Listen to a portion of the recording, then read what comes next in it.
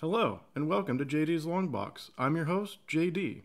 Since this is the very first episode of JD's Long Box, I thought I'd let you know a little about who I am, why I love comics, how these episodes will work, and finally, why I decided to start this project. As a little kid, I was aware of comics, but never really read any. At the time, in the early 80s, pop culture portrayed comic book readers as troublemakers and outcasts, your typical Bart Simpson character. Exactly the kind of kid I wanted to be.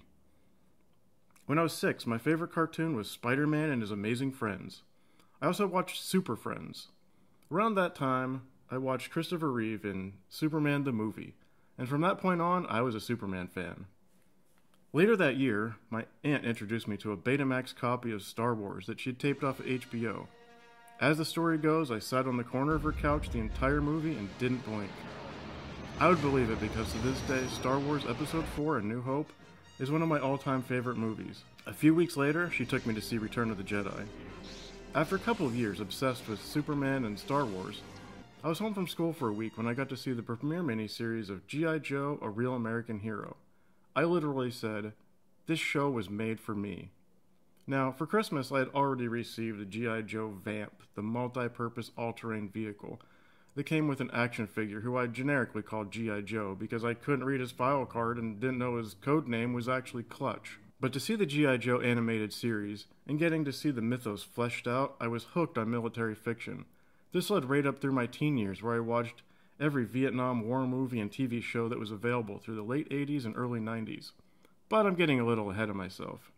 When I was 8 years old, our school had an open house fair where each teacher set up a different game in their classroom.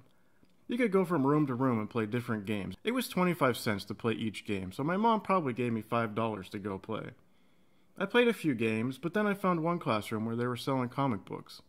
I looked the racks over and I found one book with Superman on the cover. That was the first comic book I ever bought, DC Comics Presents number 78 featuring Superman. I carried that book around with me the rest of the night while I looked for other games to play. But I didn't really find anything that looked like it was worth my money, so at the end of the night, I took what money I had left and spent it all on comic books. I got The Fury of Firestorm, The Nuclear Man, number 17. I knew Firestorm from Super Friends, and honestly, that cover was amazing. I think I was probably more interested in this Firehawk woman. Green Lantern and The Flash were other characters I knew from Super Friends, so I picked up The Flash, number 329, and Green Lantern, number 184. I thought there were only ever one Green Lantern, and since this cover featured 3 different Green Lanterns, I was curious about how there could be more than one, and what made these guys different from the guy I knew from Super Friends. I picked up G.I. Combat, number 263. It had pictures of soldiers on the cover and stories of warfare inside, so I figured it must be similar to G.I. Joe. It sure wasn't. This anthology series was filled with various war stories, mostly from World War II. It was gritty and serious, and at times downright depressing.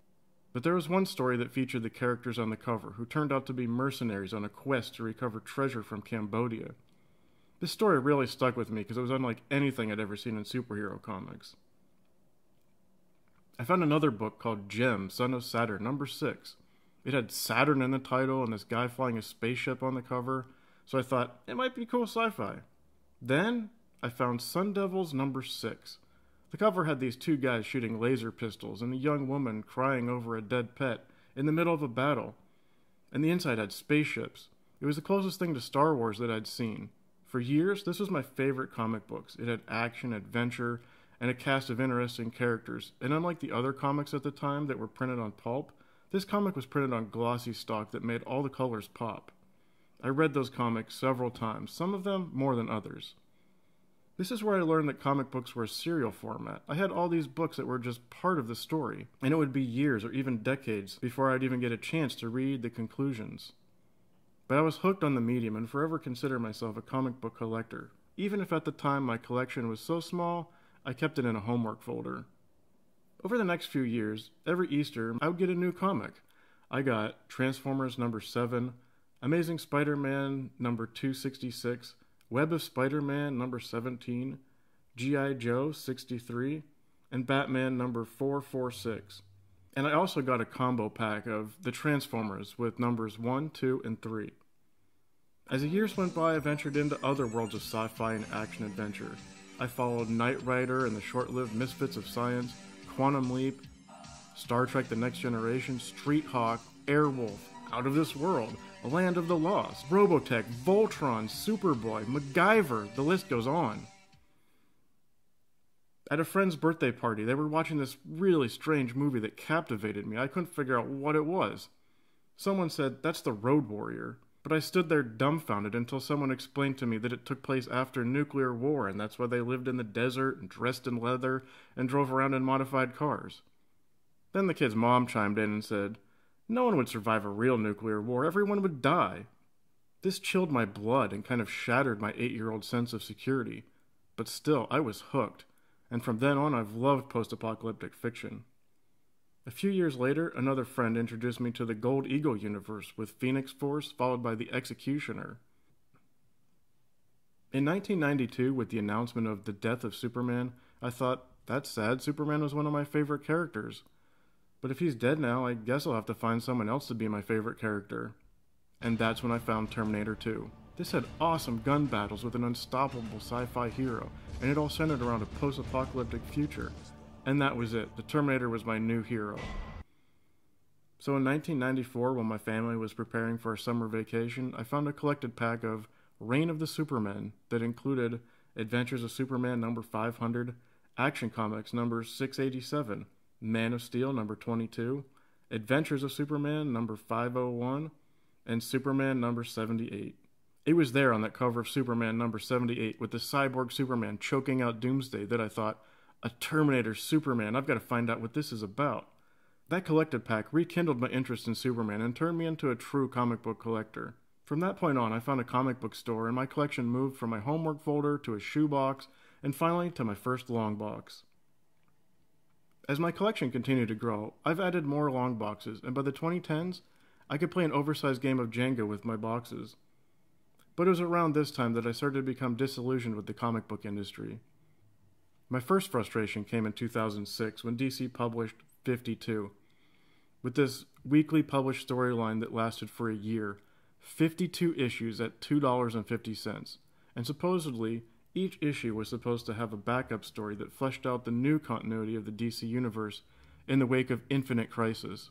That's $130 just to learn all the continuity changes, only for DC to reboot their universe again in the new 52. I walked away from DC over that stunt, but Marvel was already trying something similar with their Ultimate storyline. It wasn't a complete reboot, but rather an alternate universe that tried to make updated and more modern versions of well-known heroes. But Marvel couldn't keep the Ultimate Universe separate, and they created the all-new, all-different line that merged the classic 616 universe and the Ultimate Universe and basically replaced all of the beloved characters with all-new, all-different replacements. These changes were divisive to the fans, and in 2017, Marvel tried to restart their universe with Legacy. Then they tried to restart again in 2018 with Fresh Start, and I stopped reading comic books altogether for a few years. About a year ago, I was looking for something to listen to while working, and I came across some comic book reviews, but I noticed a disturbing trend. A number of the vloggers were all pointing to the downfall of modern comics, how SJW politics and entrenched agendas seem to take precedence over good storytelling and good art. Since I haven't been reading comics for about 5 years, I hadn't realized how bad it had gotten until I was looking for some reference images when I came across the image of the cyborg Superman by Dan Jurgens from 1993, and another image of the cyborg Superman by Brian Ching on the cover of Supergirl from 2017. The contrast was striking and speaks volumes about the decrease in art quality over the years. One is filled with imagination and detail. You can see how every cable and joint work together, and the other is flat, uninspired shapes that look more like body armor than mechanical cybernetic prosthesis. This led me to look back at older comics. Now, whenever I thought about older comics going back to the 70s or earlier, I always thought of the Super Friends cartoon, so I just assumed older comics had simple art and campy storylines. Boy, was I wrong. Looking at those old comics really opened my mind to just how good these artists really were.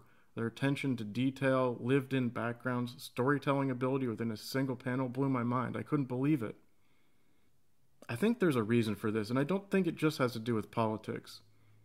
I think it's because these guys were illustrators. Their job was to tell stories with drawings.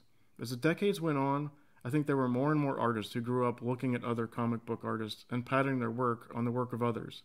And what do you get when you make a copy of a copy of a copy? You get an unintelligible mess.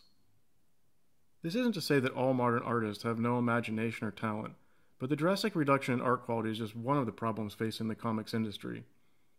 That brings us to why I wanted to start this project. I still love comics. I love delving into the artwork, I love the fantastic stories and the larger-than-life characters. But what is good art? What is good story? Were the old writers and artists better than the new ones? How do we judge that? I thought I'd start this project to do just that. I'm going to read a comic story, either a story arc or miniseries, and I'm going to break it down by a number of criteria. I've outlined 20 criteria that will cover the writing, pencils, inks, and colors. For each of these categories, I'll give my own observations, and I'll give them a score, 1 to 10. At the end of my review, I'll give an average grade, like a test grade. 100% would be a perfect comic. Through this method, I hope to learn more about what makes a comic book good or bad, and I should learn a lot about the comic book writers and artists along the way. If you want to come along on this journey with me, please hit subscribe. And if you think of any artists or writers you think I should check out, leave a comment down below. Until next time, I'm JD, and this box is closed.